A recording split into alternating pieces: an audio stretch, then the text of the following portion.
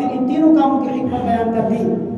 یہ قرآن کریم کے اندر ایک واقعہ ہے، اور ہم قرآن کریم چونکہ کوئی واقعات کی کتاب نہیں ہے، کوئی قصوں کی کتاب نہیں ہے، ہر قصے کے اندر ہمارے لیے کوئی سبق ہوتا ہے۔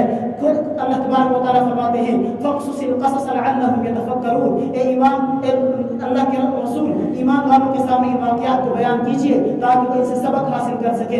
ہم ان واقعات کو بڑی غور سے سنتے ہیں اور ان سے لطف اندوز ہوتے ہیں۔ حضرت یوسف علیہ السلام کا اتنا لمبا قصہ ہے، ہم اس کو سن کر لطف اندوز ہوتے ہیں۔ اسی طرح اور بھی دیگر لوگوں کے قصے قرآن کریم کے اندر ہیں، ہم ان واقعات کو سن کر لطف اندوز تو ہوتے ہیں، لیکن اس بات کی طرف بالکل توجہ نہیں کرتے کہ اس واقعے کے اندر ہمارے لیے کیا سبق ہے، اس واقعے کے اندر اللہ تبارک و تعالیٰ نے ہمارے لیے کون سی بات چھپا کر رکھی ہے۔ قرآن کریم نے کہا ہے ان فی ذلک لعبرۃ لأولی الابصار، کہ ان واقعات کے اندر عقل والوں کے لیے کچھ اچھی باتیں ہوتی ہیں۔ اس واقعے سے ہمیں کیا سبق ملتا ہے؟ میں اور آپ جس دجالی دور سے گزر رہے ہیں، اس میں ہمارے ایمان کو چھیننے کے لیے ہر ممکن کوشش کی جا رہی ہے۔ یہودیت ہر ممکن کوشش کر رہی ہے کہ ایمان والوں سے اس ایمان کو چھینا جائے، اہل اور ایمان والوں کا تعلق اہل علم سے کاٹ دیا جائے، اور اس کے لیے انہوں نے ویب سائٹ اور اسی طرح یوٹیوب چینل بنائے ہیں جہاں پر وہ قرآن کریم کے اندر جو قرآن کریم سے کچھ مشکوک باتیں نکال کر اس کے اپلوڈ کی جاتی ہیں، اور کچھ مسلمانوں کو وہ ارتداد کا شکار بناتے ہیں۔ ہمارے سکولوں کے اندر بھی وہ نصاب داخل کیا جاتا ہے جس سے ہمارے بچے پورے ذہنی طور پر ارتداد مرتد ہو جاتے ہیں، ان کے ذہن پورا ارتداد کا شکار ہو جاتا ہے۔ یوں تو کسی سکول میں یہ نہیں پڑھایا جاتا ہے کہ تم یہ اس بات کو مانو کہ خدا نہیں ہے، لیکن اس بات کی تعلیم ضرور دی جاتی ہے کہ دنیا میں خود بخود وجود میں آئی ہے، اس کا کوئی موجد نہیں ہے، اسی کو ذہنی ارتداد کہتے ہیں۔ یہ تعلیمی نصاب ہمارے بچوں سے ایمان کو چھین لیتا ہے، اور پھر جب اس ایک مسلمان کو کسی مسئلے کو معلوم کرنے کی ضرورت پڑتی ہے تو وہ کسی عالم کو پوچھنے کے بجائے وہ گوگل کھولتا ہے، اور گوگل کے اوپر اس کو طرح طرح کی ویب سائٹ ملتی ہیں، جو کہ ایک طرح کی ویب سائٹ نہیں ہے، قسم قسم کی ویب سائٹیں ملتی ہیں۔ ایک ویب سائٹ پر ایک کام کو جائز لکھا ہوتا ہے، دوسرے کام کو دوسری ویب سائٹ پر ناجائز لکھا ہوتا ہے، تو اس کے ذہن میں بظاہر تردد پیدا ہوتا ہے کہ شاید اس دین کے اندر کچھ کمی ہے۔ ایک جگہ پر یہ اسی کام کو جائز کہتا ہے، اسی کام کو دوسری جگہ پر ناجائز کہتا ہے۔ یہ یہودیوں کی ایک باضابطہ سازش ہے جس کے ذریعے ایمان والوں کے ایمان کو چھیننے کی کوشش کی جا رہی ہے۔ تو اللہ تبارک و تعالیٰ نے اس واقعے کے اندر ہمیں یہ بتلایا ہے کہ اس دجالی دور کے اندر تم اپنے ایمان کو بچانے کے لیے صرف ایک راستہ اختیار کر سکتے ہو، وہ ہے کہ تم اللہ کی کتاب کے ساتھ جڑ جاؤ اور اللہ والوں کے ساتھ جڑ جاؤ۔ وَاصْبِرْ نَفْسَكَ سورہ کہف کے اندر ہی آیت ہے وَاصْبِرْ نَفْسَكَ مَعَ الَّذِينَ يَدْعُونَ رَبَّهُمْ بِالْغَدَاةِ وَالْعَشِيِّ يُرِيدُونَ وَجْهَهُ۔ اب مکہ کے مشرکوں کے جو بڑے بڑے سردار تھے، جب اللہ کے حبیب صلی اللہ علیہ وسلم کو دعوت دینے کے لیے گئے، انہوں نے کہا ہم آپ کی دعوت کو سنیں گے، ہم آپ کی بات کو سنیں گے، لیکن ہماری شرط یہ ہے کہ یہ جو غریب صحابہ آپ کی مجلس میں بیٹھے ہیں ان کو آپ اپنی مجلس سے اٹھا دو، ہم ان کے ساتھ بیٹھنے میں شرم محسوس کرتے ہیں۔ اللہ کے حبیب صلی اللہ علیہ وسلم کے دماغ میں بھی کچھ دیر کے لیے یہ بات آئی، چونکہ وقت کے نبی تھے اور ہر امتی کا درد اللہ کے رسول صلی اللہ علیہ وسلم کے دل میں تھا، اس لیے کچھ دیر کے لیے اللہ کے حبیب صلی اللہ علیہ وسلم نے سوچا کہ صحابہ کرام ہر وقت میری مجلس میں موجود ہوتے ہیں، ہر وقت دین کی بات سنتے ہیں، اس لیے میں کچھ دیر کے لیے ان کو باہر بھیج دیتا ہوں تاکہ ان سرداران مکہ کو میں دین کی دعوت دوں، شاید یہ اسلام قبول کر لیں۔ لیکن اللہ تبارک و تعالیٰ نے فوراً قرآن کریم کی آیت نازل کی وَاصْبِرْ نَفْسَكَ مَعَ الَّذِينَ يَدْعُونَ رَبَّهُمْ بِالْغَدَاةِ وَالْعَشِيِّ يُرِيدُونَ وَجْهَهُ۔ اے پیغمبر صلی اللہ علیہ وسلم اپنے آپ کو ان لوگوں کے ساتھ جوڑے رکھیے جو دن اور رات اللہ کا ذکر کرتے ہیں، اللہ کو یاد کرتے ہیں۔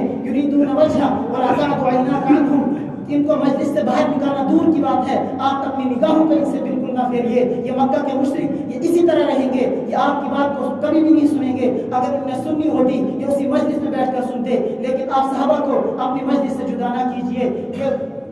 وہ تعلیمی راز ہے جس سے ہم اپنے آپ کو بچا سکتے ہیں، اپنے ایمان کو بچا سکتے ہیں۔ آج ہم کسی مسئلے کو پوچھنے میں علماء سے آج سمجھتے ہیں، یا یوں کہتے ہیں اگر کوئی کہتا ہے کہ فلاں عالم سے پوچھو، آج کل کے لوگ یہی کہتے ہیں یہ تو ابھی بچے ہیں، ان کو کیا ہے، یا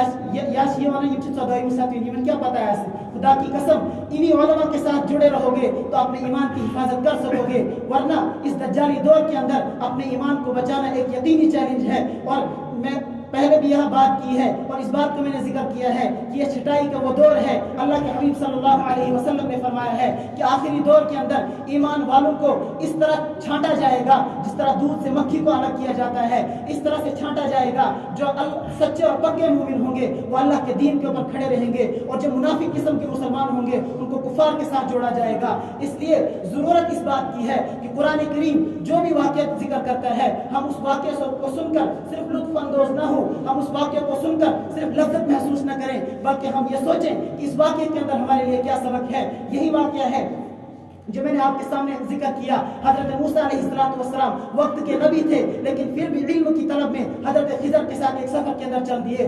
آج ہم کسی مسئلے کو پوچھنے میں ایک عالم سے مسئلہ پوچھنے میں آپ کیوں محسوس کرتے ہیں؟ ہم فوراً گوگل کھولتے ہیں یا یوٹیوب کے اوپر سرچ مارتے ہیں, اور پھر انجینئر علی مرزا جیسے ملعون شخصوں کو سن کر ہم اپنے ایمان کو کھو بیٹھتے ہیں, ہم اپنے ذہن کو ارتداد کا شکار بناتے ہیں. اس لیے ضرورت اس بات کی ہے کہ علماء کے ساتھ جڑا جائے.